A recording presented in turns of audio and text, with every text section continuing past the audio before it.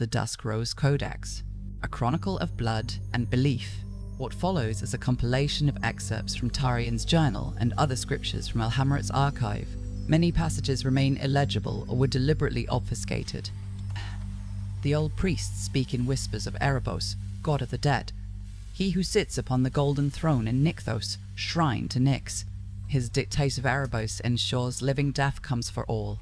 He wields the whip of Erebos to drag souls to his godless shrine, and bears the shadow spear against all who oppose him. The god demands submission, mortals offer defiance.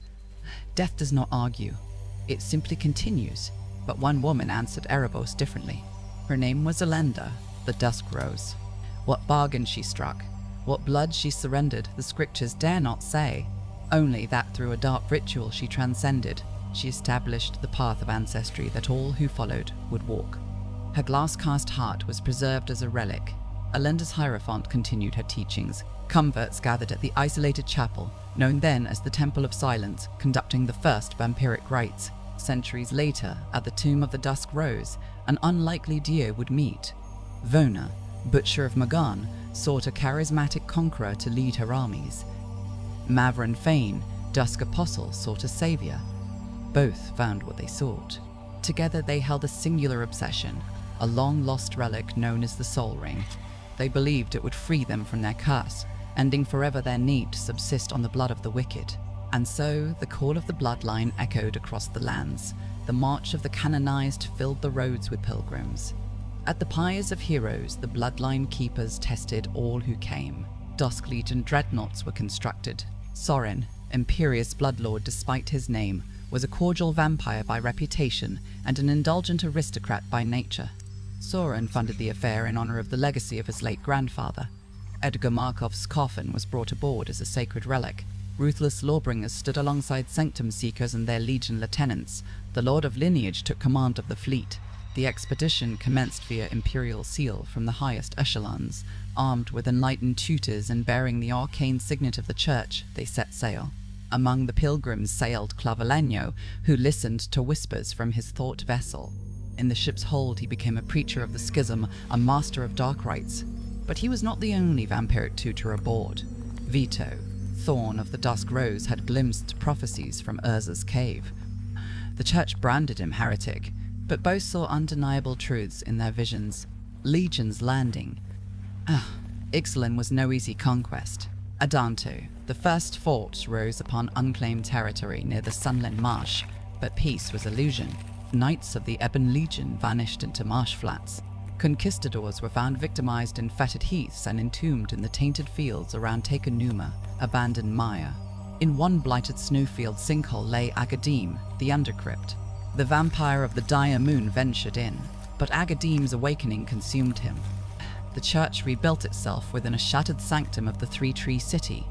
There, the Bishop of Rebirth resided in his command tower performing profane processions. The Twilight Prophet chanted from his Phyrexian tower, communing with demonic tutors from Bleachbone Verge, where bone-white cliffs met black water. Baron Bertram Greywater, however, founded the Queen's Bay Company, looking for more profitable paths forward. He wore the Jet Medallion and Pearl Medallion as unholy symbols of commerce. In secluded courtyards, his blood-file purveyors traded in the most precious of commodities, while his Queen's Bay Paladin enforced the company's will with treacherous greed. Above it all, from Castle Lochthoen, he managed his empire. Below shadowy backstreets, the Necropolis Regent haunted the vault of the Archangel. Meanwhile, Carmen, cruel skymarcher, led vampire cutthroats above ground. Dracula, the Voyager, commanded their fleets. They would perform any damn deed to secure their fortune.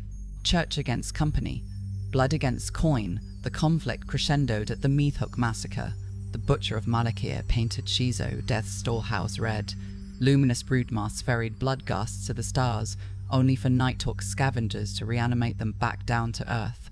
Yet, at the Thespian stage, negotiations were performed as farce. True intentions had already been thought-seized, and what remained was only anguished unmaking. While factions warred, Clavileño and Anawan, the ruined sage, travelled into the Fell Mire to fell the profane demons inhabiting Urborg, tomb of Yawgmoth. They then continued on to the Malakir Mire, where Clavileño performed Malakir Rebirth, but their questions remained unanswered. The truth lay below.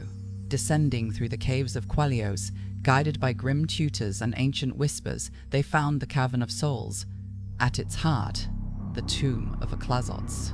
Hidden where Scrubland gave way to untold depths, Clavileño was offered a third path.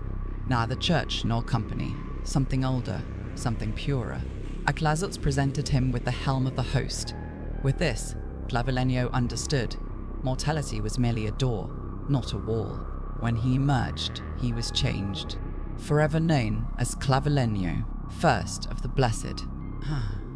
From the final entry in an unattributed journal, recovered water damaged. The old war continues, church against company, purity against profit, but a third congregation grows. They gather in depths never touched by sun. They bow to no cross, no coin. They have seen what waits below, and they have been blessed. Through sacrifice of self, you become holy. Through your strength, you will be saved.